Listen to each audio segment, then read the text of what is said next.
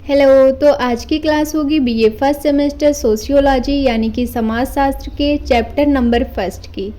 इस क्लास में हमें पढ़ना है कि समाजशास्त्र क्या होता है, इसका अर्थ क्या है, परिभाषा क्या है, विषय क्षेत्र क्या है और प्रकृति क्या है। ठीक है, तो फर्स्ट चैप्टर में हमें बस इतना ही देखना है। तो वीडियो को स्टार्ट करते हैं। पहला क्वेश्चन है कि समाजशास्त्र का अर्थ क्या है। तो समाजशास्त्र अंग्रेजी के सोशियोलॉजी शब्द का हिंदी रूपांतरण है जो दो शब्दों से मिलकर के बना हुआ है, सोशियस प्लस लॉगस। सोशियस लैटिन भाषा का शब्द है जिसका अर्थ होता है समाज, और लॉगस ग्रीक भाषा का शब्द है जिसका अर्थ होता है शास्त्र या विज्ञान।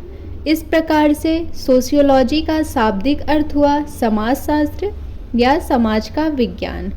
दूसरे अर्थों में हम बोले तो समाजशास्त्र वह विज्ञान है जिसके अंतर्गत मानव समाज, उसके विभिन्न समूहों, संस्थाओं, रीति रिवाजों, परंपराओं और पारस्परिक संबंधों का अध्ययन किया जाता है।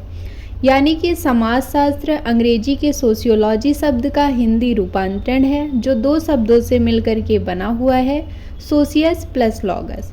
सोशियस का अर्थ होता है समाज, लॉगस का अर्थ होता है शास्त्र। इस प्रकार दोनों मिलकर के बनाते हैं कि समाज का विज्ञान या फिर समाज का शास्त्र। तो पूरा अर्थ हुआ इसका कि समाज शास्त्र। ठीक है, और समाजशास्त्र वह विज्ञान होता है जिसके अंतर्गत मनुष्य के सामाजिक जीवन से जुड़े हुए समस्त क्रियाकलापों का अध्ययन किया जाता है। उसके बाद है कि समाजशास्त्र की परिभाषा क्या है। तो समाजशास्त्र की परिभाषा को विभिन्न विद्वानों ने अपने अपने तरीकों से बताया है। विभिन्न विद्वानों ने अपने अपने विचार को प्रकट किया है कि समाजशास्त्र उनके हिसाब से क्या है। तो पहले विद्वान हैं अगस्त काम्ट। इन्होंने बोला कि समाजशास्त्र समाज के नियमों और सामाजिक घटनाओं का वैज्ञानिक अध्ययन करने वाला एक विज्ञान है। उसके बाद दूसरे विद्वान आते हैं दुर्खिम।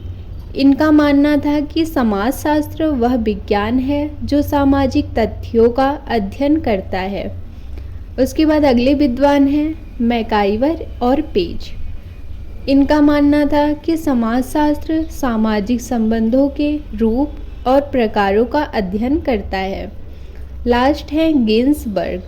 समाजशास्त्र का कार्य है कि वो मानव समूहों के सामाजिक संबंधों और उनके विकास का अध्ययन करे।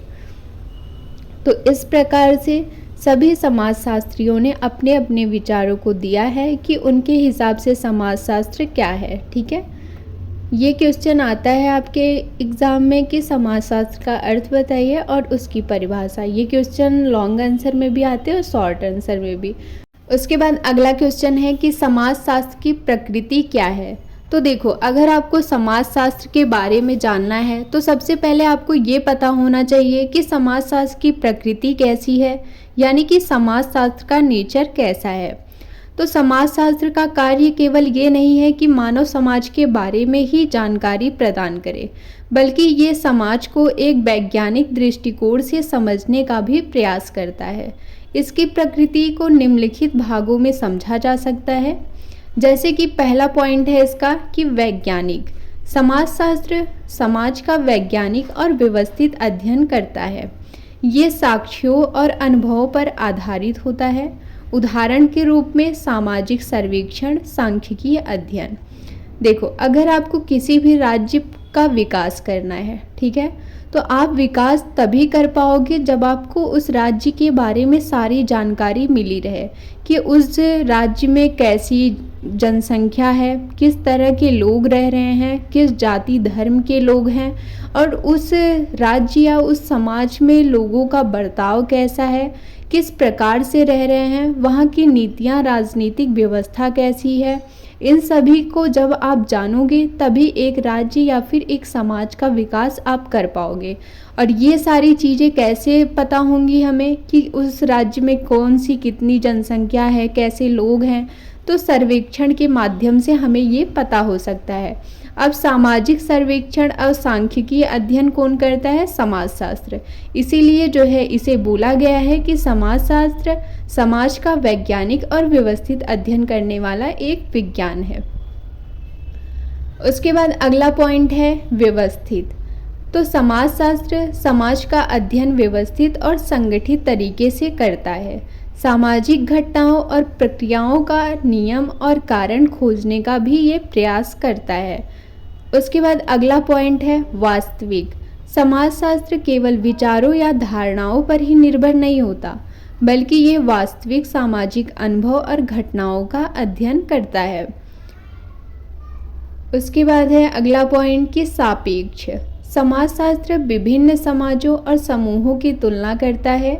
यह समझने में मदद करता है कि समाजों में समानता और विभिन्नता कहाँ है, यानी कि ये एक समाज को दूसरे समाज से कंपेयर करता है, इसलिए कि ताकि वो समाज का विकास कर सके।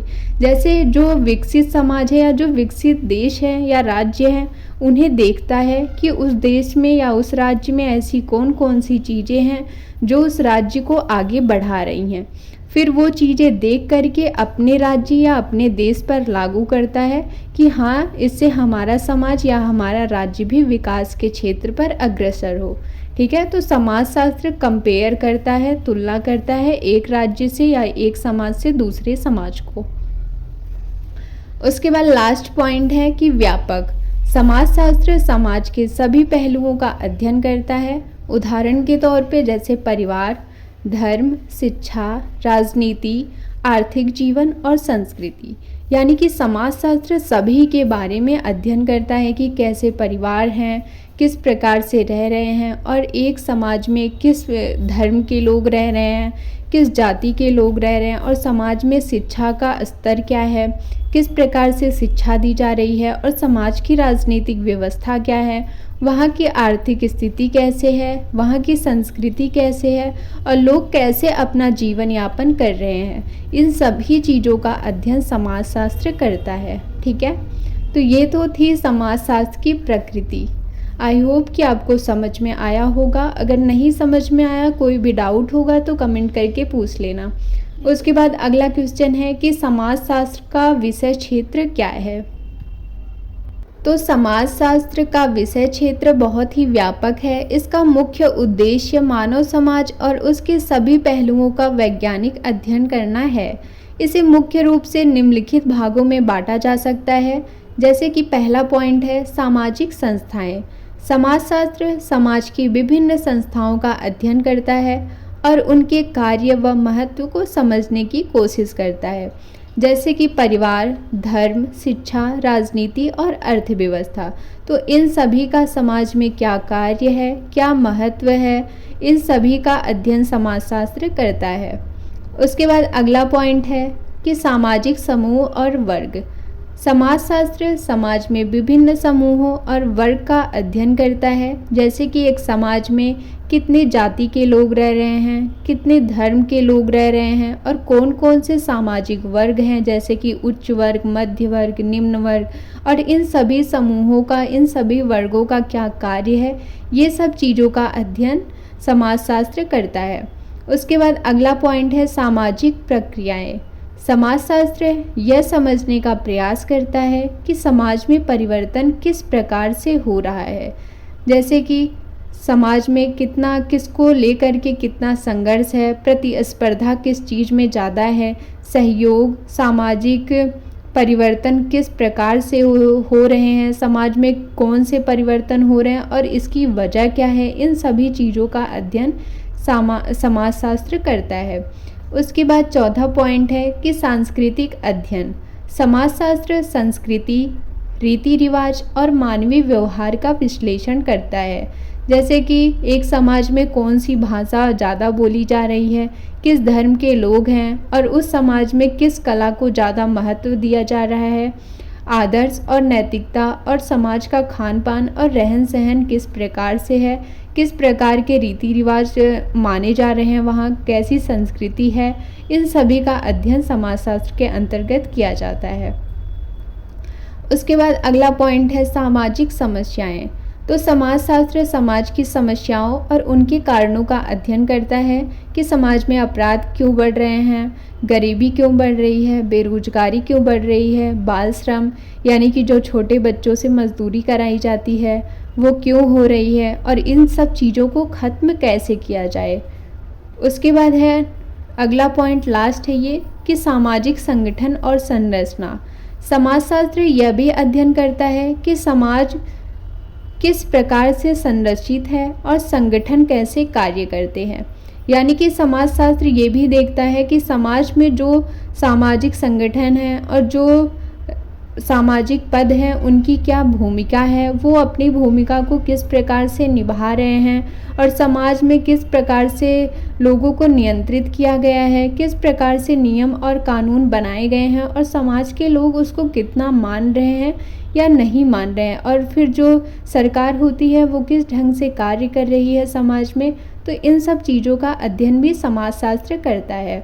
तो ये था आपका समाजशास्त्र का विषय क्षेत्र। तो जब आपके क्वेश्चन पेपर में ये पूछा जाएगा कि समाजशास्त्र का विषय क्षेत्र क्या है, तो आप ऐसे थोड़ा सा लिख करके उसके बाद पॉइंट वाइज जैसे मैंने लिखा हुआ है वैसे ही आप एग्ज़ाम में लिख देना, ठीक है। और अगर कोई डाउट हो तो कमेंट करके पूछ लेना। वीडियो अच्छी लगी हो तो प्लीज़ लाइक एंड सब्सक्राइब कर देना। Thank you.